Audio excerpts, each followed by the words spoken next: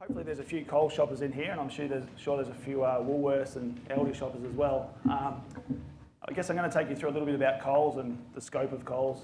I'm going to talk a lot about our customers and what we do to try and listen to customers and give everyone what they're after. And I'll talk a little bit about our supply chain. So hopefully if you are a Coles customer at the moment, you'll have more confidence that you're making the right decision shopping with us, and if you shop with Woolies or Aldi, you'll be convinced to at least give us a go.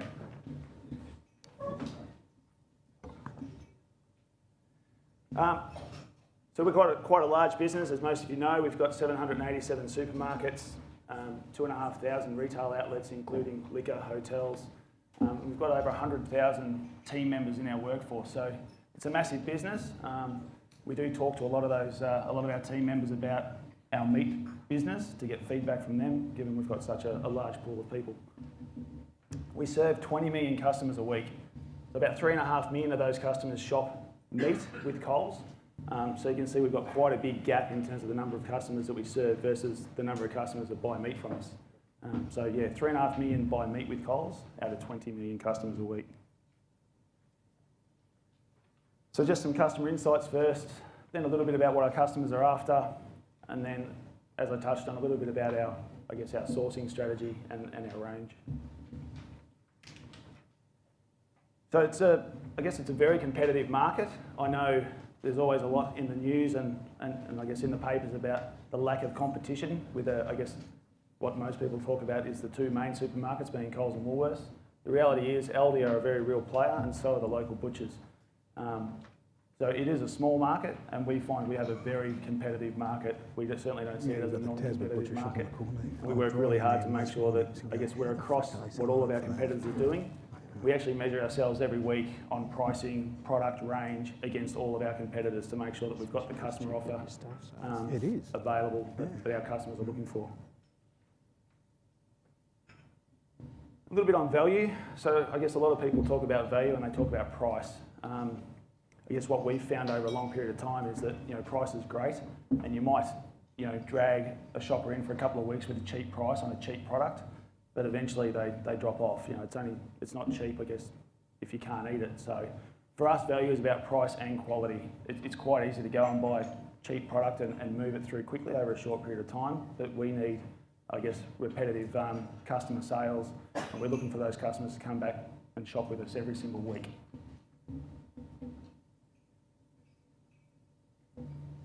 Range and availability is really important to our customers as well. Again, we look for, I guess, a lot of different areas to differentiate ourselves from our competitors. So again, price and the type of products that the customers can get from an Aldi or a Woolworths or a Coles, they're all very similar in the main. So we spend a lot of time understanding our range and how we sit within the competitive set. And obviously just to make sure that we allocate the right space to that range so customers can get what they want no matter which time of the day they shop. In lamb, it's quite difficult because you've got a core range that you have, chops and roast legs, four-quarter chops, cutlets. Coming up with, I guess, non-value added products in lamb is not so simple, but as we get sort of further into the presentation, I'll take you through a few of the processes and our ways of working that we have in place to make sure we're constantly coming up with some new things to put on the shelf for customers. And availability is really important to us. So we've got quite selling meat should be simple. Buy the animal, process it and sell it. But we have quite an in-depth supply chain that sits behind it all to make sure we have the right product on the shelf at the right time for when people are ready to shop and to make sure it's fresh. So customers tell us they love lamb. It's the hero of the meat department. So as much as we spend a lot of time developing new products and new ranges, and we work on free-range poultry and RSPCA accredited birds and all those sorts of things, lamb is still very much at the centre of a customer's, I guess, mindset when they're thinking about what they're going to eat each week. And obviously a leg of lamb, as much as it's, it used to always be that Sunday, family meal. It may not be the Sunday family meal now, but it's still very much part of a family's weekly meal structure. Delivering quality builds trust. So quite often, customers are very critical. We get a lot of feedback from customers if their quality's not right, and you can understand why. You know, customers spend a lot of money on their meat. It's a large proportion of your grocery shop every week, as you all would all know. So to take home a leg of lamb for sort of $30 and then have it be poor quality and disappoint your family at dinner time is, you know, a pretty nasty experience. So customers are quite critical, even though the quality might be right, they're quite critical if they have a bad eating experience. So for us, quality and tenderness has to be right every time. So we aim for 100% satisfaction. Every product, every packet, every day. That's what we target. We sell millions and millions of packets of meat every week. So obviously having all of them perfect, you know, not really possible, but that's certainly what we're striving for.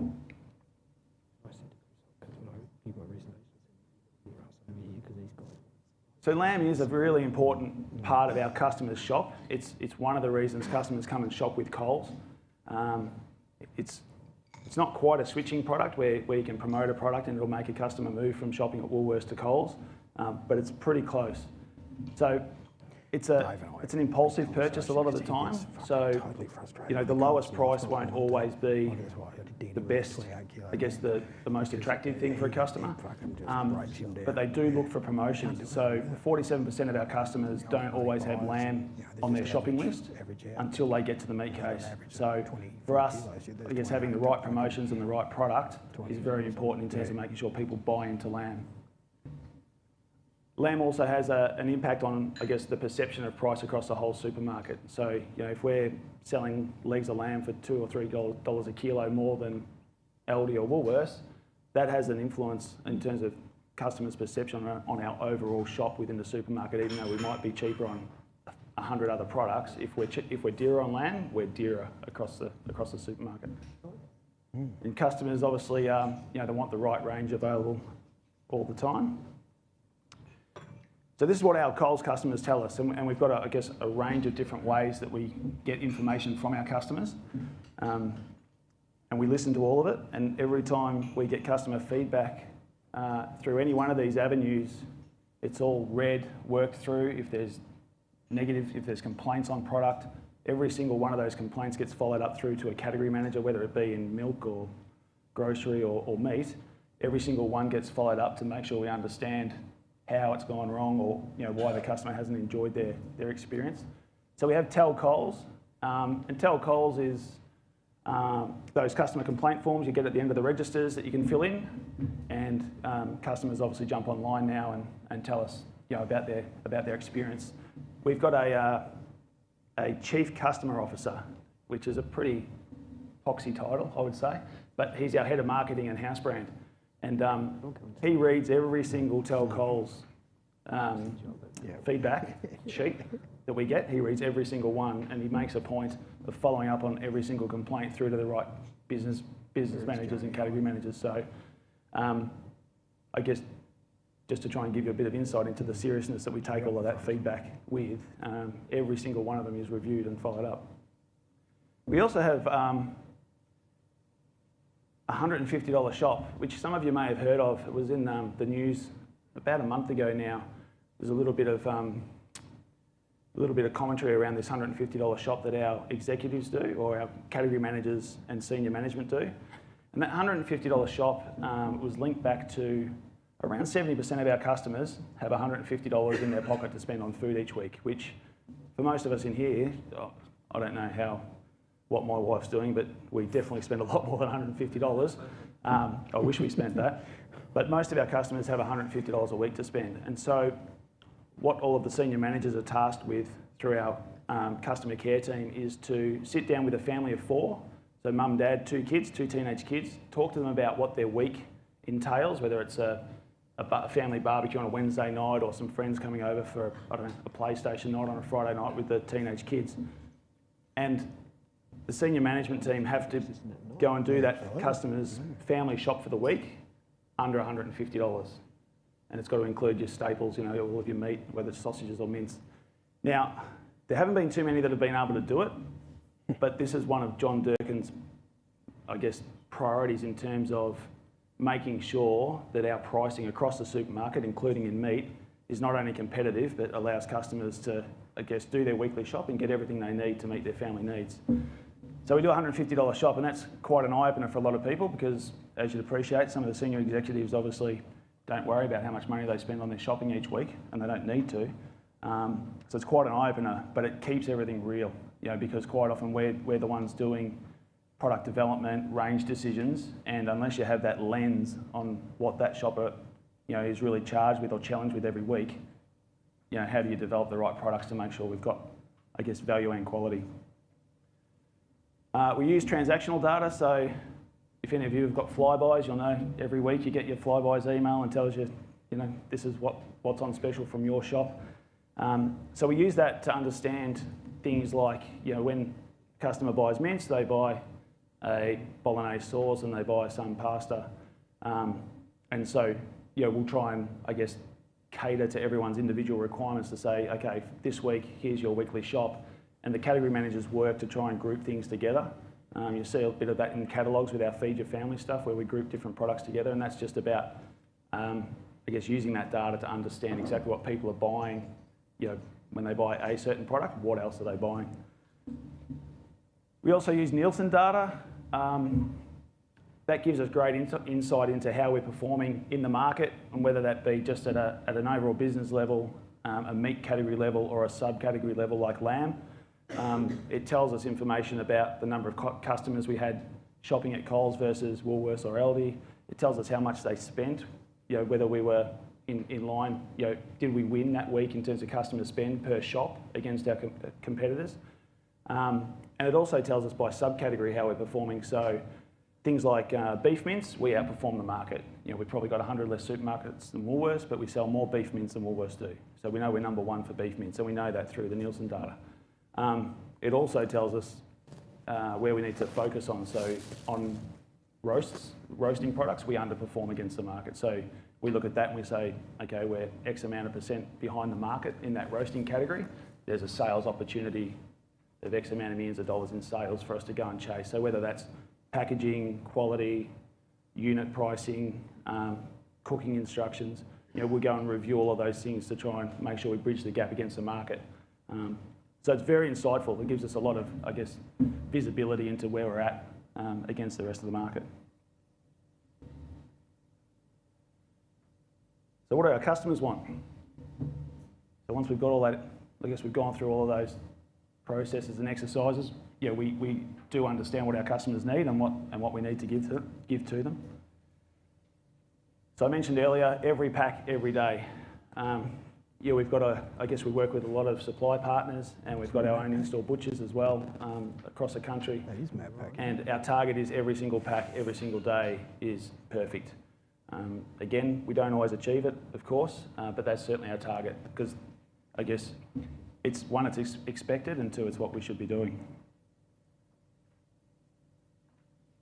We do a lot of work on providing value. Again, getting back to that $150 shop, how do we provide value for customers and get protein into their baskets and make sure that they've got a good, healthy meal plan for the week for their family? We have our Down Down. Most of you probably, know the Down Down song and probably hate it. That's okay, we all do. So we have our Down Down, which we now talk about everyday value. So we don't do Down Down promotions anymore. We call them everyday value, but essentially it's the same thing. We have a weekly promotional program as well that we use, depending on the week and whether there's different events on, and also carcass balance, which I'll get to a little bit later. So and also depending on different some of the meal shows like My Kitchen Rules and Master Chef, depending on what they're cooking up on a given week, we'll look to promote an item following that episode on a Sunday night.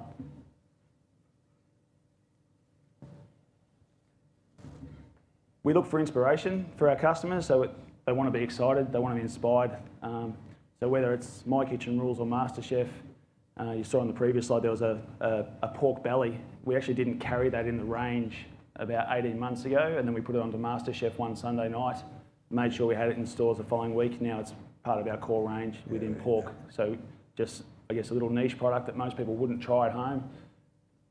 Master Chef puts it on, shows everyone how to do it, people go out and give it a go, and so it's still in the range today.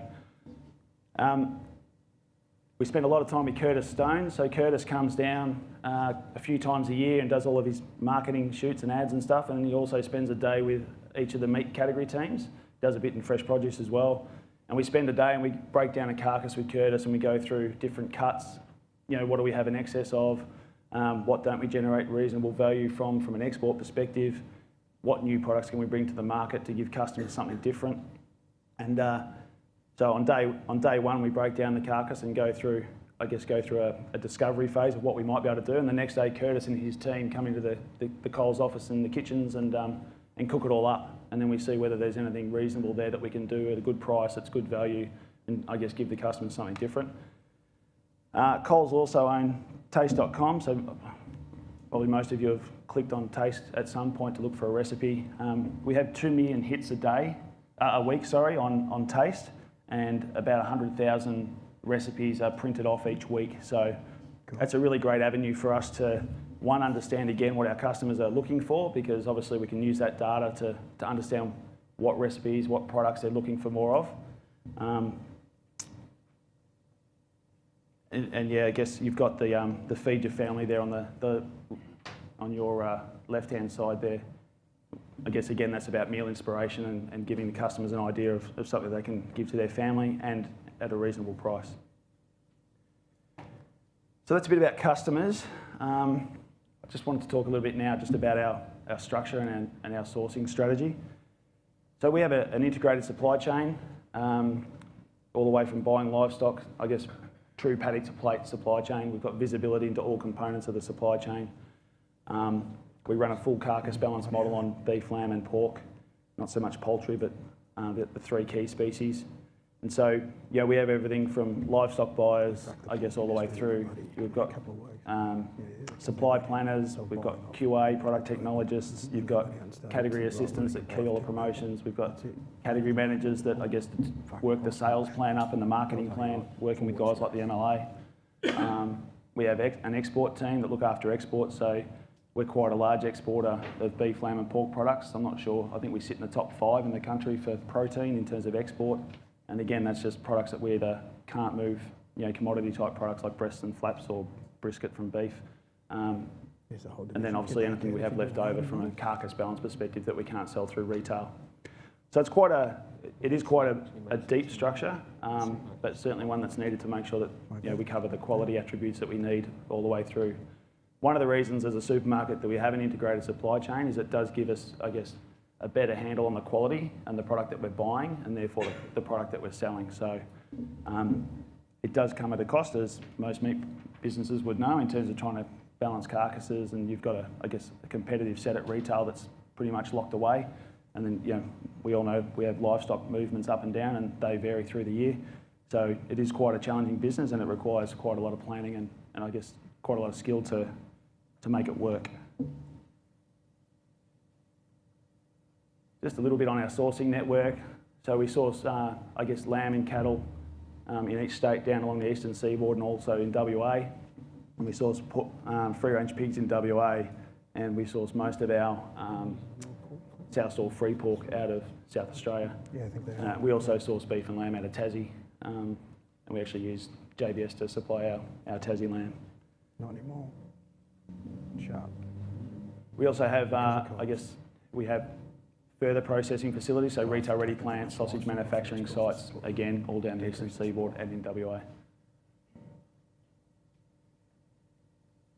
Some of the things we're able to achieve by having integrated supply chains and having, I guess, that skill set, you know, from livestock all the way through to quality managers through to retail.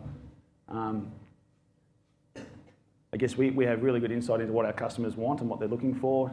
So, you know, we worked pretty hard. Our QA team and our responsible sourcing team worked really hard to get, I guess, RSPCA approved poultry. We've got South Stall free and free range pork. Our beef, you probably all know, is HGP free, but we also have quite robust programs around our Drover's Choice, our Graze program and our Coles Finest. Indexes up around 61. So again, that integrated supply chain just allows us to do some different things. I guess not unlike any other meat business like a JBS or a T. Two-tooth animal. No marble in it, decreased. The other thing it allows us to do is obviously we can work on how we balance the carcass, and quite a lot of the product innovation or the value adding that we do is about balancing carcass at different times of the year. So, you know, we've worked with guys like Curtis and our own quality teams. Slow cooked shanks, obviously, through summer that allows us to put shanks in the freezer and then promote slow cooked shanks through winter, so we're not, I guess, exposed to that low export price all the time.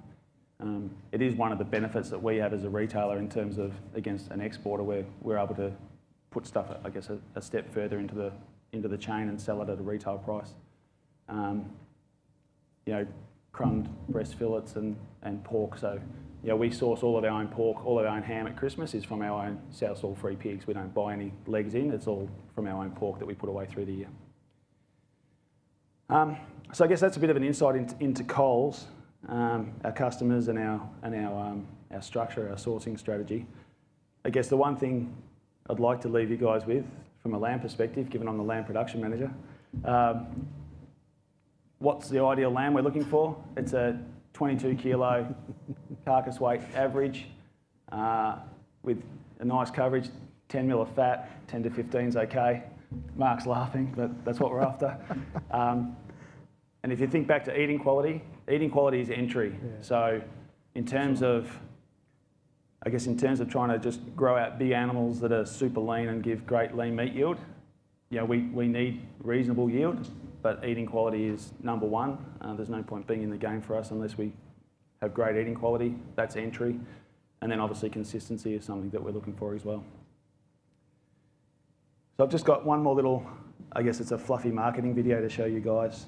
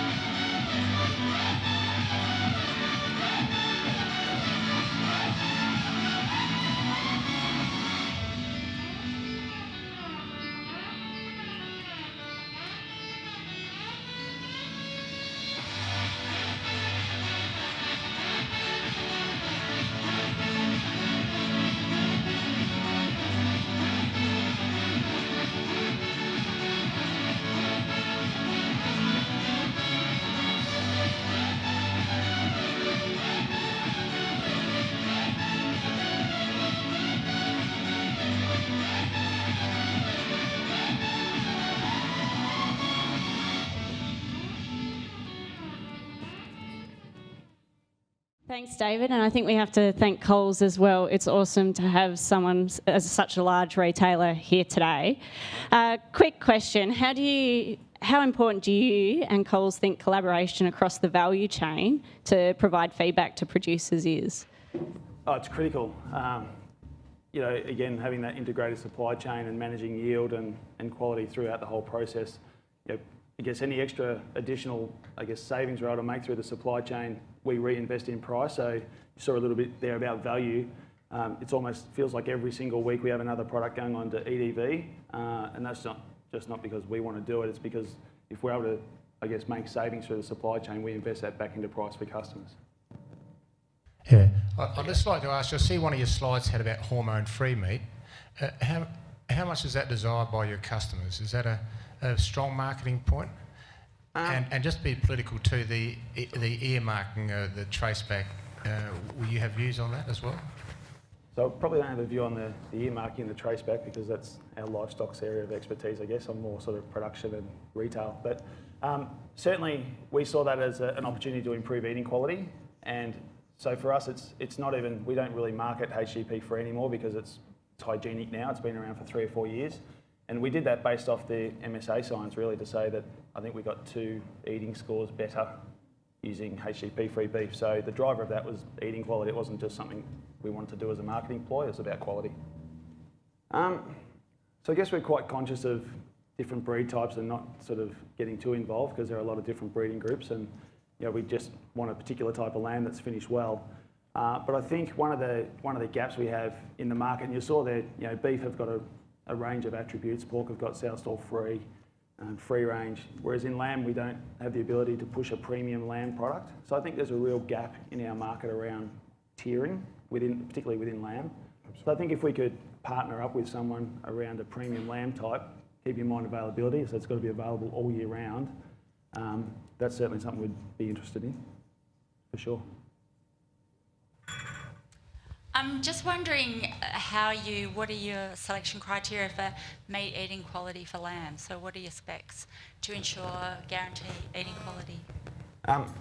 So I guess we only process lambs, and any hoggets and mutton get graded out and sold to export. But we age for everything for 5 days. We don't process any lamb fresh, so everything's aged, I guess, similar to beef. Beef for 14 days, I guess the entry or the market for eating quality improvement for lamb is 5 days. So we age all of our lamb for 5 days. And we have, given, I guess, MSA is not really adopted for lamb, or not heavily, we do weekly eating comparisons and tests against our competitors as well, just to make sure that we've got the best eating. Now, it's pretty subjective. It's a group of internal Coles team members. But yeah, that's a weekly, every Friday morning we do that and cook up some loin chops and some cutlets just to make sure that we've got the best eating quality. Thanks very much, David. Just a quick question. You mentioned premium lamb before. Yep. So if we look at this, something like a King Island beef or something like that, or even Wagyu lamb, yes, I trademarked that before anyone else said it. I was just wondering, what do you think that looks like with all your experience in the industry? What do you think the future of that premium top cut lamb would look like? Well, it's interesting because if you're going to sell, I guess, lamb at a premium, it's got to be better than spring lamb, which is pretty tough, and you've got to have it better than spring lamb in April, May, or it's all through the winter months. So experience says we've been looking for it for 5 or 6 years and we haven't found it, and we don't know how we'll find that. We think it'll probably be around provenance, so it'll be around location of where the lambs are grown. The challenge is just getting the quantities we need to put it into. It might be 400 of our more affluent stores where that product might sell. The challenge is getting the volume on a weekly basis to make sure we have it all year round and that it eats better than the best all year round as well. So our Coles Finest beef, for example, we've got a lot of, I guess, protocols within, for suppliers to be accredited to supply those primals to us for Coles Finest. We've got a whole lot of attributes around ageing and feeding and all those sorts of things that make sure it's better than our Coles brand product every single day. For lamb, that's a lot harder, as you all know. Thanks, David. My question is about customer perception of pricing. Is there a lamb price differential, say when compared to beef, so comparing red meats, of what a customer thinks is good value, say for lamb rump steaks, compared to what a customer sees as value for, say, a beef rump steak or beef T-bone? So do we know what that difference is? No, I don't think I've ever asked the insights team for that sort of info. It's a really good question, actually. I think people appreciate that beef is a little dearer on a per kilo basis. So whether that's just a traditional thing over time that they've become used to, I'm not sure. But we certainly haven't got any data to say sort of why that would be and what their perception is on that. It's where does demand fall off on the price curve with lamb? Are customers prepared to pay a bit more? So it's more within category. So on every single product, there's we record price elasticity, and so there are certain prices. You can lower prices to a certain point, but it won't drive more volume. It might be $8 on a leg of lamb is your optimum price point to move a massive amount of volume. But if you went to $7.50, you're not going to move any more volume. So there are price bands on each product where we know it doesn't matter how much we promote, we're just not going to sell anymore. Yeah, I'm interested in the top end. Yeah. Great, thanks. We're going to have to call that there for time. Thanks again, David. And I can tell you I'm going to have a lot of fun with Tell Coles next time I'm grocery shopping. Great, I'm sure I'll see that.